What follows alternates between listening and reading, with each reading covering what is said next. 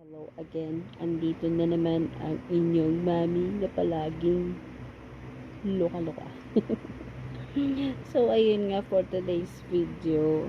I-share ko sa inyo yung aking MS. Actually, dati naman is nag-shave naman talaga ako. So, siguro mga tumigil lang ako. Mga ito lang din.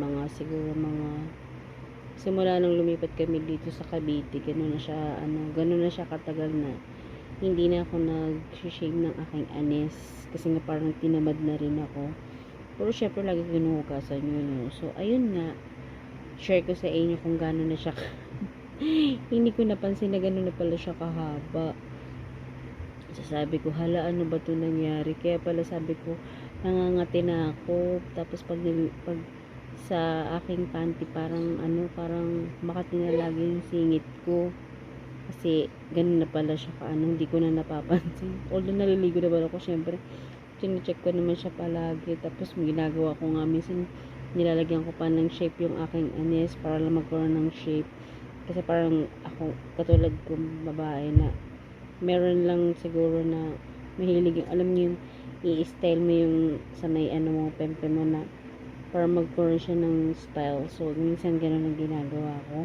Minsan naman kinakalbo ko. Yun yung ginagawa ko dati.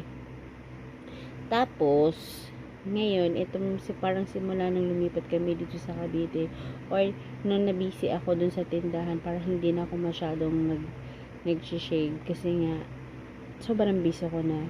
Although, chinecheck ko naman siya palagi. Syempre, lagay ko naman hinuhugasan, no? Natural. Hindi na mahok na yung anis ko. So, ayun nga, pakita ko sa inyo. Na ngayon ko lang siya napansin, na gano'n lang pala siya kahaba. Parang feeling ko lang, kasi sa tagal ko nang hindi nag-shave, gano'n na siya kahaba. So, kailangan pala pag sinishave mo ng sinishave, kasi parang mabilis siyang tumubo. So, dapat pala alagaan mo rin sa shave mo na lang ng shave para para talagang kumikini siya. O yung iba nga din nagpapawax pa para lang kaso alam ko kung masakit yun, pero ako hindi.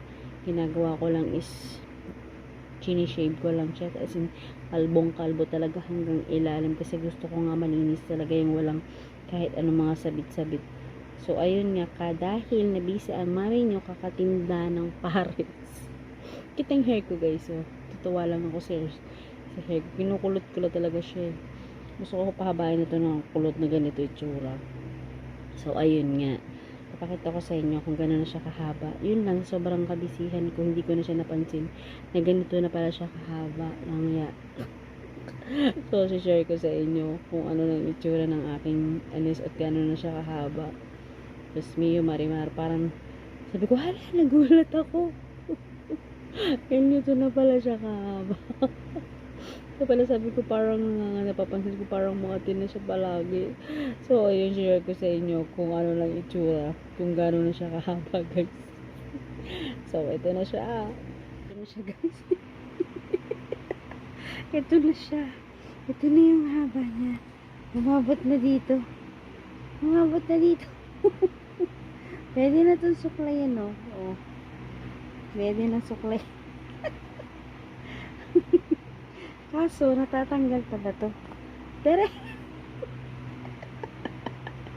wig ko pala to.